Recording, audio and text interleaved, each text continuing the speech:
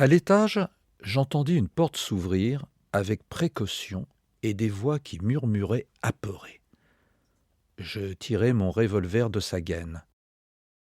J'avais bu énormément de whisky ce soir-là, parce qu'une humidité affreuse moisissait l'air et que j'avais le spleen des journées de soleil et des plages d'août.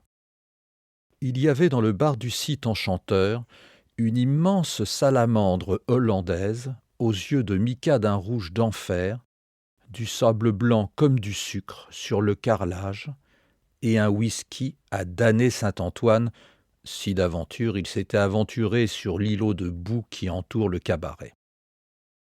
Au dehors, un coquin de vent d'automne jouait avec des paquets d'eau et des feuilles pourries.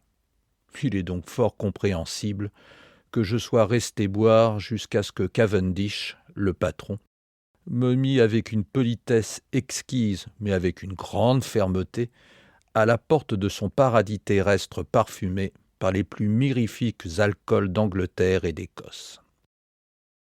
Ma petite maison de Camberwell est froide et humide. J'y vis tout seul.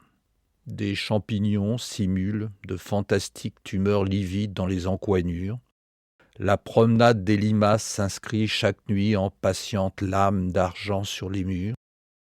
N'empêche que je suis roi chez moi, et que je n'entends guère céder le pas à des cambrioleurs attirés par mon argenterie ternie et 3 ou 4 toiles de valeur. Le silence était revenu.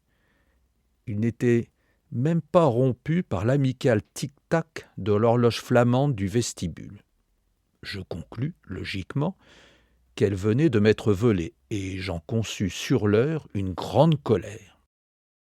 Voyez-vous, quand je rentre chez moi, il n'y a pas de femme qui gronde, mais embrasse une minute après, ni la bruyante bienvenue d'un chien, ni la double veilleuse verte des yeux du chat. À cette heure sévère de la solitude, les rêves merveilleux du whisky m'ont quitté au coin d'une rue comme de mauvais compagnons, et je suis heureux de retrouver mon amie, l'horloge, qui bavarde toute seule dans les épaisses ténèbres du corridor. Tu es là, je suis bien contente. Tu es là, je suis bien contente. J'ai essayé de lui faire dire autre chose, mais je n'y ai pas réussi. Mon cerveau et ma faible imagination des heures froides de la nuit ont refusé d'adapter d'autres paroles à son rythme. Et voilà que cet ami m'avait été volé. La première marche craqua sous mon pas prudent. Alors une voix chuchota de nouveau, puis un objet renversé tinta dans sa chute et se cassa avec un bruit aigre. Il y a dans ma chambre des tulipes de Bohême et de Venise. Je suis amoureux de leurs flammes silencieuses. La fin lamentable d'un de mes cristaux me pinça le cœur, mais je n'eus pas le temps de réfléchir, car le bruit sec d'un pistolet qu'on arme claqua au premier étage. Je scrutais en vain l'ombre, un peu étonné de ce qu'aucune clarté ne vint de l'œil de bœuf qui, d'habitude, distille sur le palier la lueur d'une lointaine file de réverbères. Quelque chose frôla longuement la muraille au-dessus de moi, et je n'eus que le temps de me baisser pour éviter la barre rouge d'un coup de feu. Il roula, formidable, comme une explosion, une poussée de gaz brûlant me gifla, et mon chapeau reçut une chiquenaude. « Canaille !» m'écriai-je. « Rendez-vous !» Une nouvelle flamme éclaboussa la nuit.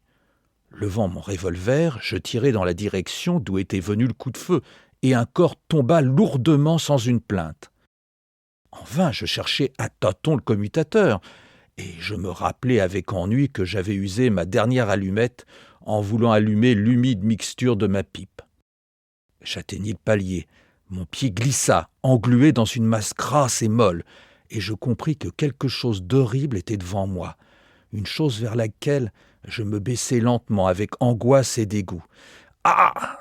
Deux mains venaient de me saisir à la gorge, deux mains énormes, froides, dures comme l'acier. Dans un silence immense, sans cri, sans haine, avec une méthode et une sûreté. De machine, elles serraient mon cou. Mes vertèbres craquèrent, Du plomb fondu emplissait ma poitrine. D'étranges lumières voltigeaient devant mes yeux. Je compris que j'allais mourir quand mon revolver partit tout seul. De nouveau, l'air arriva à mes poumons. Les mains avaient lâché prise. À présent, un râle très doux s'éteignait devant moi sur le palier obscur. Très doux, très doux. Puis le silence revint et reprit en maître toute la maison.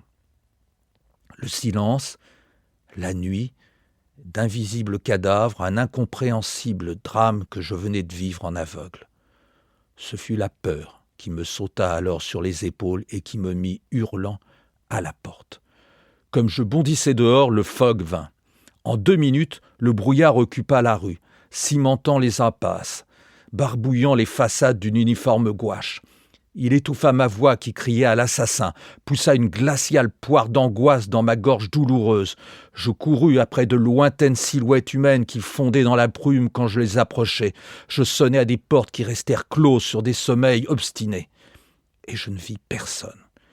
Personne ne m'entendit. Et le silence terrible de ma maison sanglante me poursuivait à travers la sournoise complicité de la brume.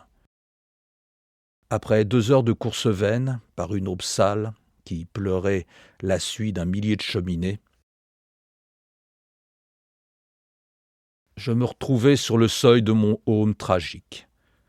Comme j'ouvrais la porte tremblant de toute ma chair à l'idée du spectacle que les ténèbres avaient refusé à mon regard, j'entendis le tic-tac de mon horloge.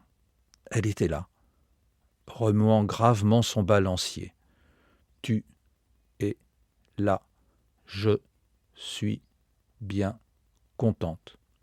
Et ni dans l'escalier, ni sur le palier, il n'y avait de cadavre. Et mes cristaux au grand complet m'ont souri de leur discrète couleur d'aurore, de miel et de profondeur marine. Rien n'avait bougé dans ma petite maison. Il n'y avait pas même l'empreinte d'une bottine poissée de sang et de cervelle. Oh, oh, oh, mais mon chapeau est troué par une balle. Il y a 2 cartouches brûlées dans mon revolver. Mon cou porte des traces de doigts, des doigts grêles, longs, monstrueusement longs. Dieu, maintenant que je demande conseil au whisky, il me rend un peu de clairvoyance. Je me suis trompé de rue, de porte. Une clé ouvre 1001 serrures, et tant de rues se ressemblent. Dans un quartier de Londres que j'ignore, dans une rue que je ne connais pas, dans une maison inconnue, j'ai tué des gens que je n'ai jamais vus, dont je ne saurai jamais rien. Walter, du whisky.